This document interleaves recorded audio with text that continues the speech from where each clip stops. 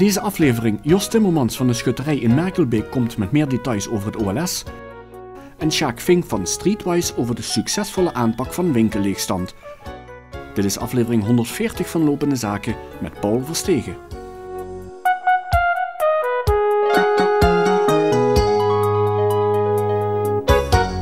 Dag, sensationeel was de OLS-finale afgelopen zomer in Maasmechelen. Voor het eerst kreeg schutterij Sint-Johannes en Sint-Clemens uit Merkelbeek de in handen. En nu komt het OLS dus op 2 juli hier.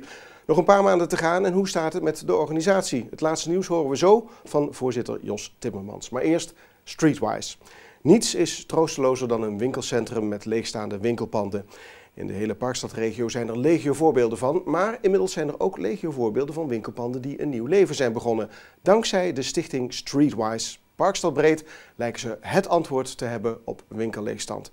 Sjaak Vinken van Streetwise, jullie zijn verantwoordelijk voor al dat succes. Heeft je dat verrast, die enorme hoos en succesvolle winkeltjes op rij die jullie teweeg hebben gebracht? Nee, niet echt. Meer. Nee, niet meer, maar in het begin? In het begin wel.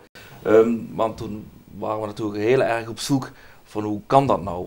We hebben nooit geloofd in vergrijzing, we hebben ook nooit geloofd in alle fabeltjes die door de media toch al vaak aan ons opgedrongen worden. We hebben altijd geloofd in de kracht van deze regio en ook geloofd in de mensen die hier werken en ook er iets van willen maken. En daar hebben we ons vooral op gefocust. Ja. We wisten wel dat er een bepaalde drive zit. Maar die winkelleegstand die komt natuurlijk niet uit de lucht vallen en er wordt altijd gezocht naar verklaringen. Het kan te maken hebben met een nieuwe winkelen, mensen gaan naar internet. Zijn dat echt allemaal fabeltjes? Ja, wat ons betreft wel. Het zijn, wat je ziet is dat de wereld natuurlijk veranderd is. Dat is absoluut een feit. En dat je ziet dat de mensen die wij begeleiden naar winkelpanden geen winkeliers meer zijn. Wat zijn het dan wel? Dat zijn ondernemers. Ja, dat is een ander verhaal. Ja? Ja, maar een ondernemer die stapt er op een andere manier in. Die wacht niet achter zijn kassa en klaagt ook minder. En geeft zichzelf de schuld als het niet werkt. En zoekt dan naar oplossingen.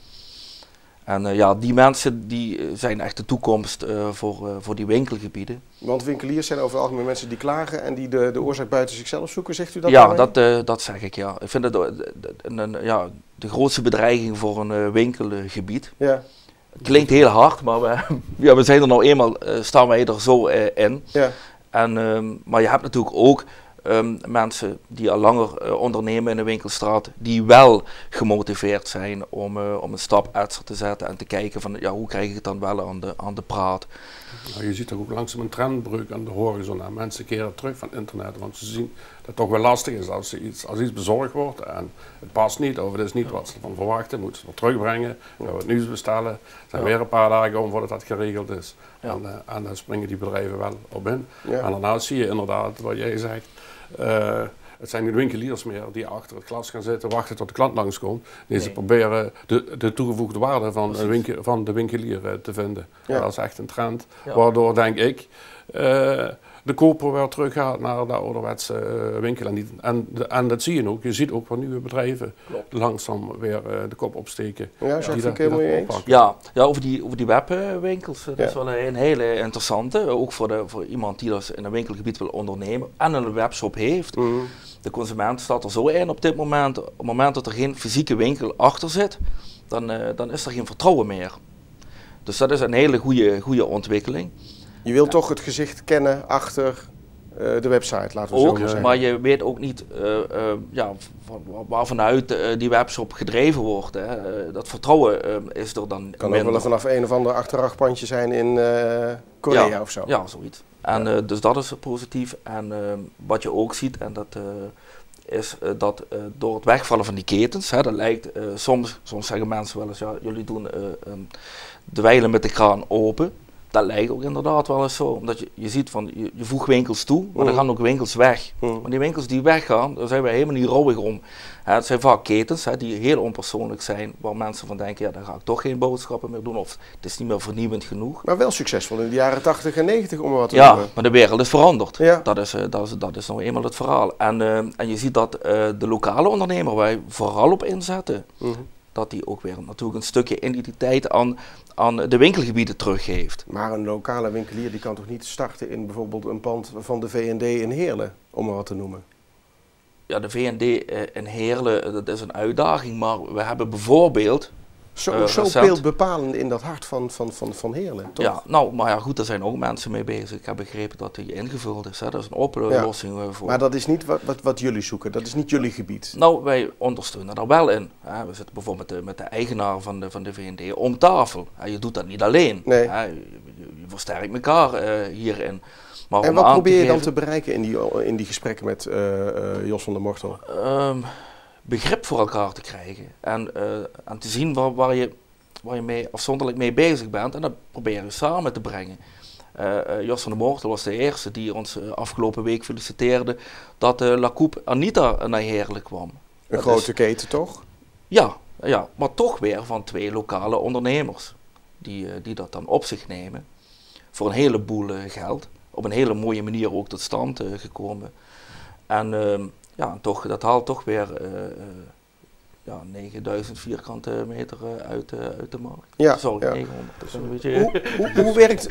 Hoe werkt Streetwise nou in de basis? Jullie sluiten een contract met een gemeente af en zeggen wij gaan aan de gang. Hoe gaat dat precies? Ja, dat is gestart in Heerlen Centrum. Hè. In eerste instantie heeft de provincie de beurs getrokken omdat ze zagen van waar jullie mee bezig zijn, dat lijkt ons prima. Want we waren al met ondernemers bezig. We leggen ook de focus niet zo op de winkelleegstand. Hè. Dat is natuurlijk wat je ziet aan Streetwise, hè, waar we mee in het nieuws komen, maar we focussen ons op nieuw ondernemerschap. We willen mensen die kansen geven.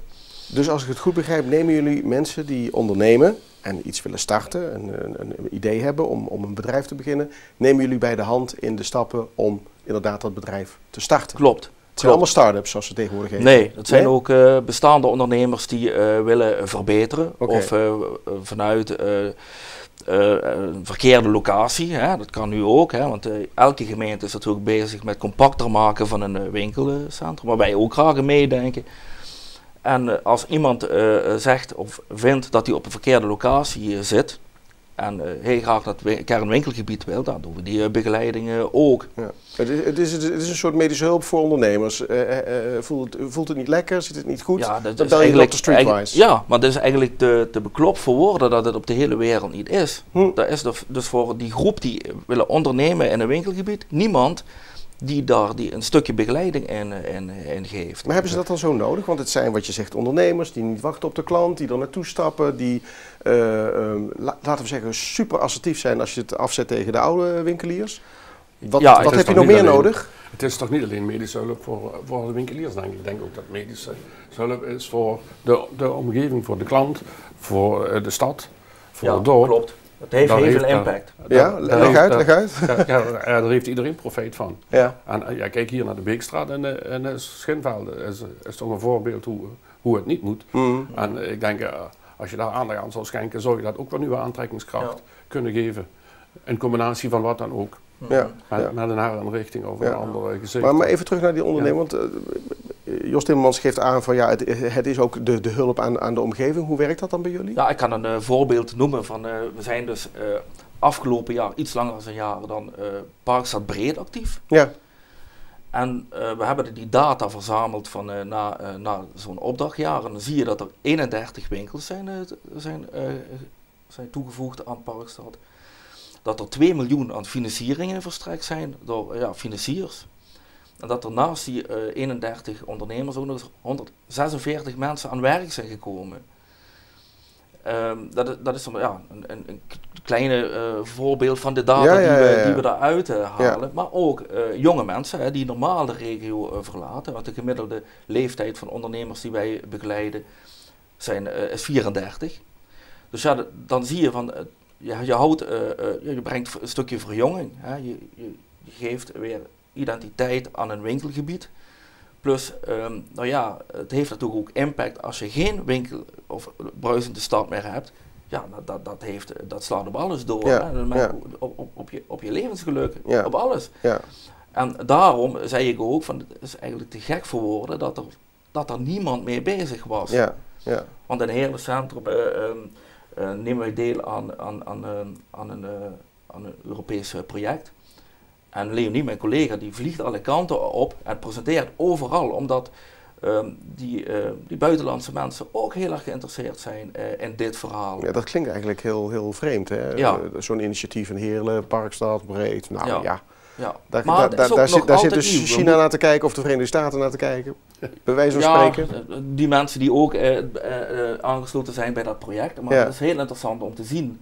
Maar wij merken ook nog steeds, dus wat je zei even voor de uitzending, van gaat het nu 24 uur per dag door? Eigenlijk wel. Het is nog altijd duwen en trekken om het bijvoorbeeld op de politieke agenda te krijgen. Om er ook geld voor vrij te blijven maken. Hè? Want wij groeien enorm. Hè? Maar dat moet natuurlijk ook, dat moet ook mee groeien met iedereen moet daar die extra stap ook weer inzetten. Want waar halen jullie je financiering vandaan? Jullie moeten ook natuurlijk in touw en nou ja... 24/7, zoals het dan tegenwoordig op zijn Engels heet. Maar dat doe je niet voor niks natuurlijk. Nee, maar wij ontvangen geen subsidie. Hè. Dat hebben we begin af aan ook tegen de provincie gezegd. Hè, toen die met een aanjaarsubsidie verhaal kwamen. Wij zijn ondernemers. Hè. En we hebben gezegd, we willen een opdracht. En ja, dat is heel normaal, vind ik. Als je een opdracht uitvoert, dat je daarvoor betaald wordt. Dus die wisselwerking. Waarom is het dan een stichting? We zijn geen moeder Theresa's, begrijp het niet verkeerd. Maar het is wel een stuk maatschappelijke werk wat je doet. Hè. Wij denken namelijk niet in stenen, we zijn absoluut geen makelaar. We denken vanuit de mens.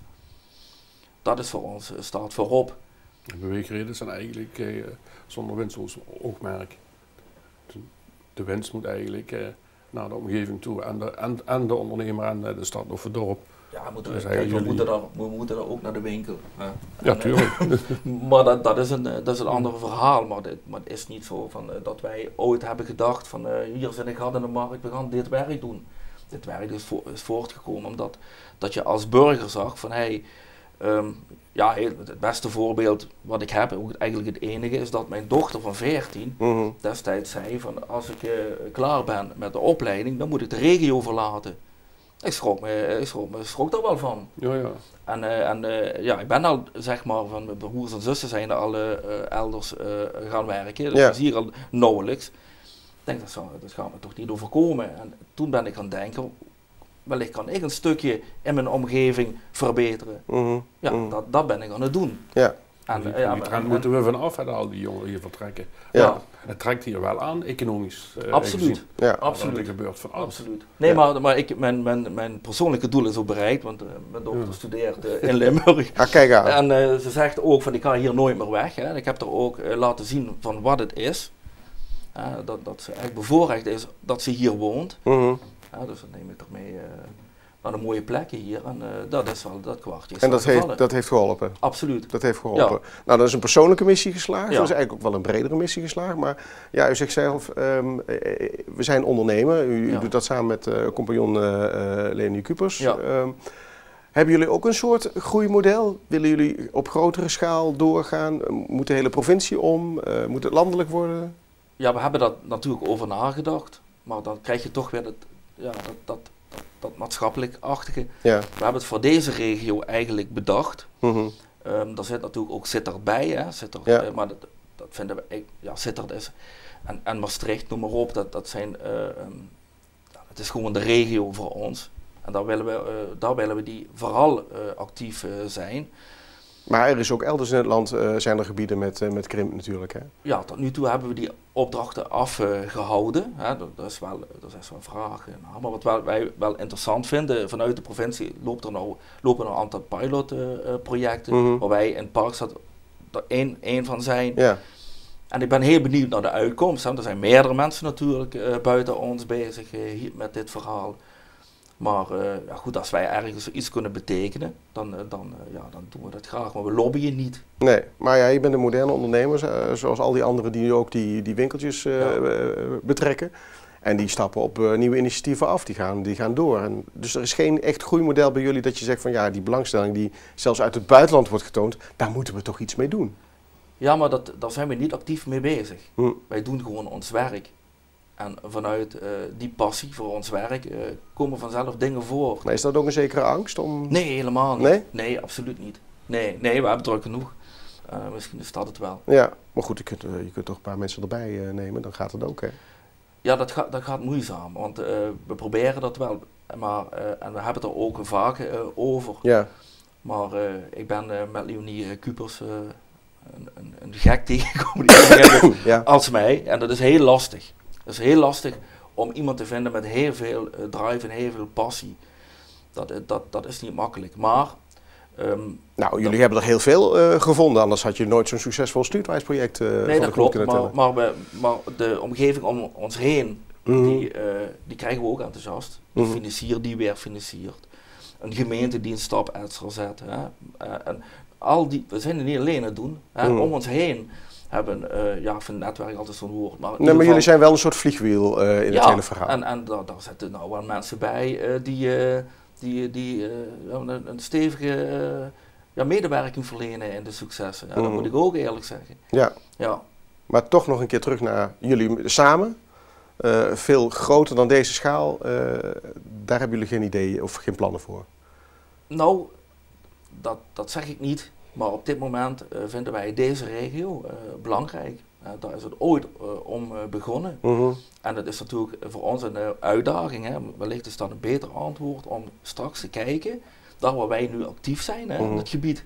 Hoeveel beter ontwikkelt zich dat nou ten opzichte van een ander gebied waar niet dergelijke aanpak is. Ja. Nu opereren jullie in de Parkstadregio. Onderbanken staat niet op jullie lijst op dit moment. Hoe komt dat? Dat komt doordat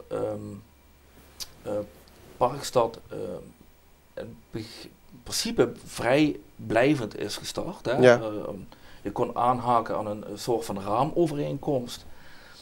Door de successen is dat en wie kon aanhaken bij die raamovereenkomst? De gemeentes? Elke gemeente van Parkstad. Dus de gemeente Onderbank is niet naar jullie toegestapt en hebben gezegd van wij willen jullie in het kader van die raamovereenkomst ook. Nee. Terwijl er hier, meneer Timmermans zei het al, als je hier kijkt in het centrum, er is alleen aan de Schinveld genoeg te doen, toch? Ja. Nee, maar dat kan gewoon komen, want we beginnen nu ook in Voerendaal en Hoensbroek. En dat is ook nu recent. Dus ik verwacht dat die mensen wel bij ons aankloppen. Ja, u verwacht dat de Onderbank wel stappen gaat zetten? Jawel. Ja. Daar we eens even over moeten gaan nadenken, toch? Ja, er moet eerst een verkeerscirculatieplan nu helemaal op orde komen. En dan kunnen ondernemers denk ik een stapje verder zetten in dit gebied. Dat klopt, dat zou eigenlijk, moet dat eerst klaar zijn. En dan kun je van daaruit nieuwe dingen bedenken. Ja. Het mooie is, de aanpak is eigenlijk een grote puzzel. Hè? Een ondernemer komt naar ons toe en die weet niet wat hij wil ondernemen. Dat idee heeft hij nog niet. Dus wij wijzen de weg naar de juiste locatie, daar waar het concept past. En als je dat Parkstad breed kunt schuiven naar de juiste locatie, dat is voor ons natuurlijk een uitdaging. Dus hoe meer gemeenten daar aan bijdragen, hoe groter die kans is dat er ook die krachtige ondernemers zijn, dat nieuwe ondernemerschap wat je zo hard nodig hebt, overal zich vestigt. Ja, precies. Nou, wellicht komt het en spreken we elkaar dan weer. Dank voor je komst naar Lopende Zaken. We gaan het hebben over het OLS. Nog een paar maanden te gaan en dan is het zover, hè? Dat gaat heel hard. Ja. Soms schrikken we van.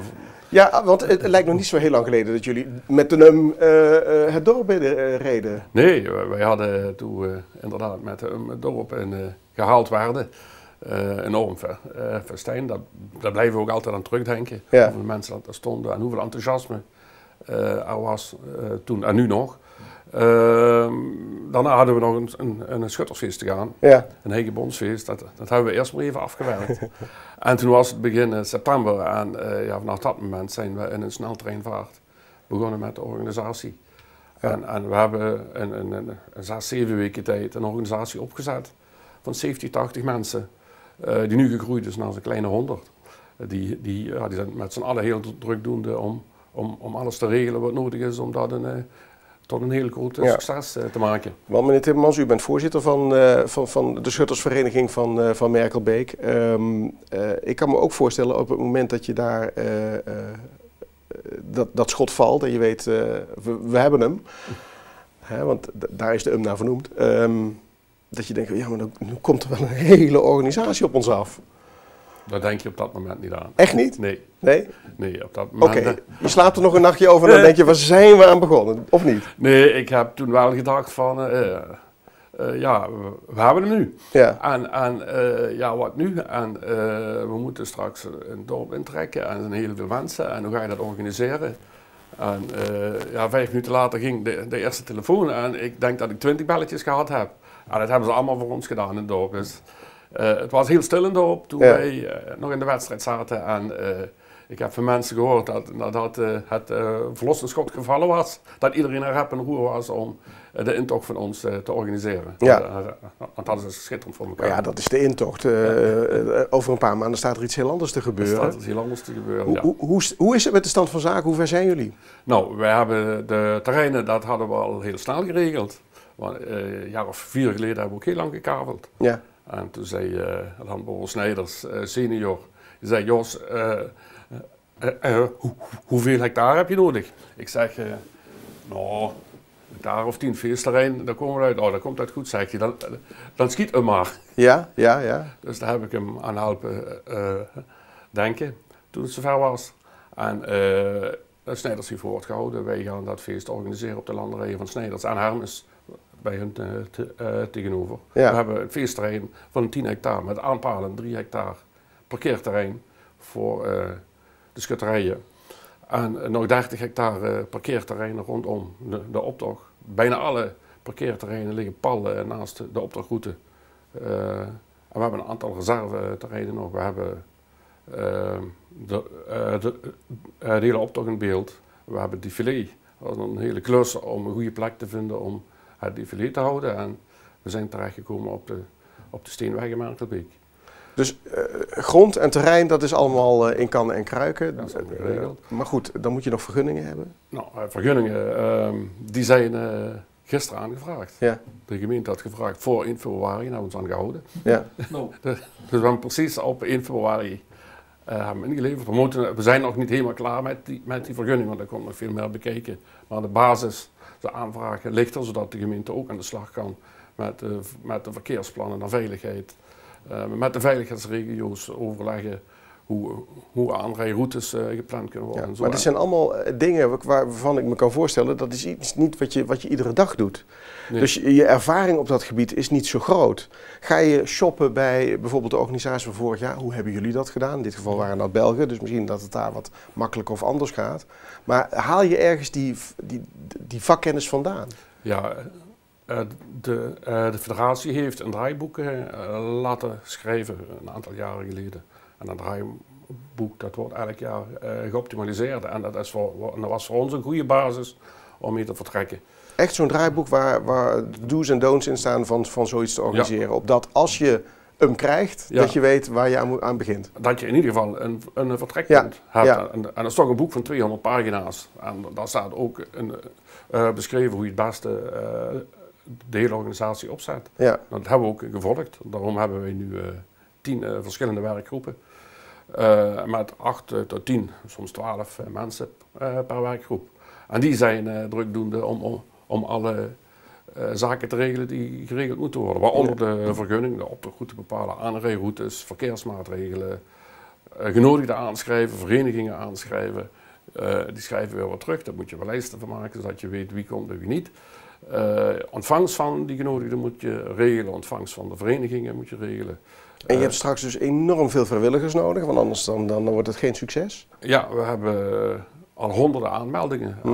Nu nog veel meer, nu eindelijk de website in de lucht is met het inschrijfformulier. Dat doen we op persoonlijk niveau, maar iedereen kan zeggen voor welke vereniging hij zou willen meewerken. En als we straks een paar centen overhouden, dan mag iedereen die gewerkt heeft.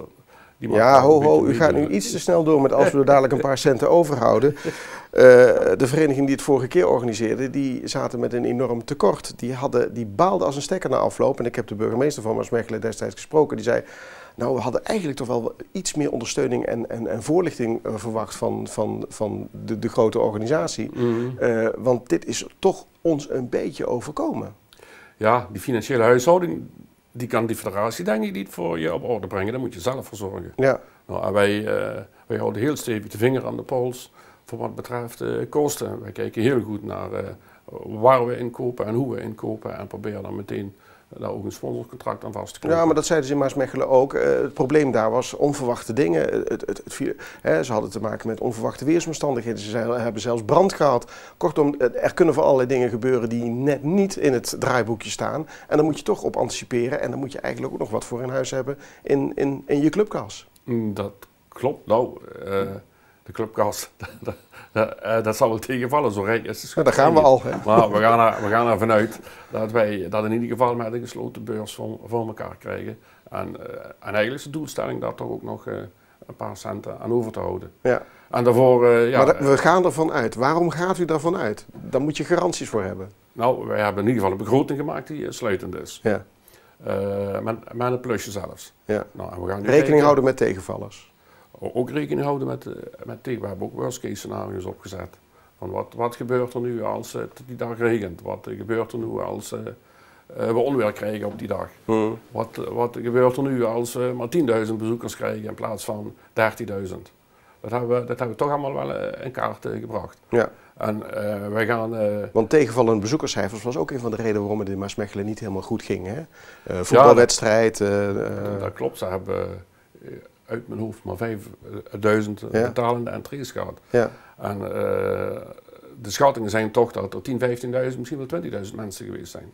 En die zijn dus allemaal binnengekomen zonder te betalen. En dat hebben ze gewoon, denk ik, niet slecht geregeld. En dan gaan wij in ieder geval wel aandacht aan schenken dat we dat wel goed regelen. Ja, is dat meteen bij de opzet van de eerste plannen al zoiets van, dit doen we dus in ieder geval niet? Ja, juist. We hebben heel goed gaan luisteren naar ook Maasmechelen en naar Grevenbrecht en aan Maasniel hebben wij, denk wel wekelijks contact mee. En we vragen daar ook van, nou, hoe hebben jullie dat nu aangepakt? Hoe hebben jullie dit en dat kunnen voorkomen? En waar ging het fout? Waar hebben jullie fouten gemaakt? En er zijn ook een aantal fouten bij die organisaties boven water gekomen. En het zal het beste zijn dat wij heel andere fouten maken. Dat is niet helemaal zo. Ja. Maar ik denk wel dat wij een kwalitatief heel goede club bij elkaar gevonden hebben. Alle werkgroepen die met alle aandacht grote fouten in ieder geval kunnen voorkomen. Ja, nou nog een paar maanden te gaan. Jacques Vinken? Ja? Ik kan me ook voorstellen dat buiten dat je de vergunningen bij de gemeente aanvraagt, dat die ook in de gat in de lucht springen dat dit evenement er is. Natuurlijk, we zetten onderbanken op. Het zet onderbanken op de kaart, nietwaar? Ja, natuurlijk. We krijgen ook bij de gemeente alle medewerking die wij vragen, die komt er. Ja. Wij zaten de woensdag... Hebben die ook ergens in een kluis een draaiboek liggen van, oh, als we ooit eens een keer een OLS krijgen, even tevoorschijn halen? Of hoe gaat het daar? Nou, de gemeente heeft ook van ons een draaiboek gehad en dat draaiboek wat we hebben, dat herschrijven we geënt op het feest wat wij gaan organiseren. Dus we hebben voor alle onderdelen een aparte draaiboek geschreven, waar we ook de gemeente bij betrekken aan de veiligheidsregeling. En heel lang geleden, jaren 90 geloof ik, Brunsum heeft hem ook een keer georganiseerd. Ja. Ga je daar nog even informeren hoe en wat? Of is dat al te lang geleden? Nee, dat is niet te lang geleden. Want net wat daar fout gegaan is, dat staat daar nog heel goed op het netvlies. En daar hebben wij ook wel de nodige lering uit getrokken. Maar Brunsum had pech. Het was die dag meer dan 30 graden geloof ik. Ja. Ja, en dan dat is heel erg lastig. Ja. Dat is heel erg lastig om daar de vaart in te houden. En ik denk dat het in het dorp ook anders ligt, omdat de betrokkenheid veel groter is. Ja, ja. Omdat het zo warm in Brunsum was, zijn veel vrijwilligers niet komen opdagen. Ja. En ik denk dat wij daar een stuk minder last van zullen hebben als dat zou mogen gebeuren, die 30 graden. Een van de mooie aspecten van het OLS vind ik op dit moment ook dat kinder-OLS. Ik bedoel, de jeugd die daarmee aan de gang gaat, de belangstelling is enorm daarvoor, hè? Ja, dat heeft mij ook heel aangenaam verrast. Want ik dacht, ze zeiden 10.000 bezoekers, ik dacht, ja, ze kunnen veel vertellen. Ja. Maar ik heb toch met mensen gesproken die daarbij geweest en gestaan hebben. En dat blijkt inderdaad zo te zijn, er komen 10.000 bezoekers op af. En dat is giga. Ja. Want die bezoekers komen ook allemaal naar het feestterrein. En dat is niet zo bij het grote OLS. Ja. Daar komt slechts een deel van de mensen die langs de optocht staan naar het feestterrein. Maar gelooft u dat echt die kinderen die aan dat kinder-OLS meedoen, dat de toekomst is? Dat de mensen zijn die straks ook doorstromen naar het grote OLS? Absoluut. Ja? Zeker weten. Dat merken wij ook. Wij gaan al jarenlang 1 keer per 2 jaar naar de lagere school. En dan krijgen we een paar uur de tijd om iets te vertellen over de schutterij en de geschiedenis wat daarbij hoort en de cultuur die daarbij hoort. We geven daar een muzieklesje en we blijven altijd een aantal nieuwe leerlingen blijven daar aan over. En Je kunt nu aan de drumband van ons zien, daar staan eigenlijk 15 nieuwe jonge krachten die net in die puberteit zitten. Dat is een moeilijke tijd, maar als ze daar dan overheen zijn, dan zijn het ook weer de nieuwe leden voor de toekomst die straks een stokje moeten overnemen. Oké, nou dan is met zo'n aanwas van dat kinderoverles is eigenlijk de toekomst verzekerd van het Schuttersfeest, of niet? Dat zal in ieder geval een stevige hulp zijn om de schutterswereld in leven te houden. Nou, ik wens u veel succes met de voortgang in de organisatie. En we spreken elkaar ongetwijfeld in de komende maanden nog wel een paar keer in Lopende Zaken. Dank voor de komst. Dank alle tweede gasten, Jacques Vinken, Jos Timmermans. Tot zover Lopende Zaken. Je kunt deze aflevering uiteraard weer nakijken op onze website lotv.nl. Daar vind je ook alle eerdere afleveringen van Lopende Zaken. En natuurlijk het laatste nieuws uit de Parkstadregio. Over 2 weken dan zijn we er weer. Tot de volgende Lopende Zaken.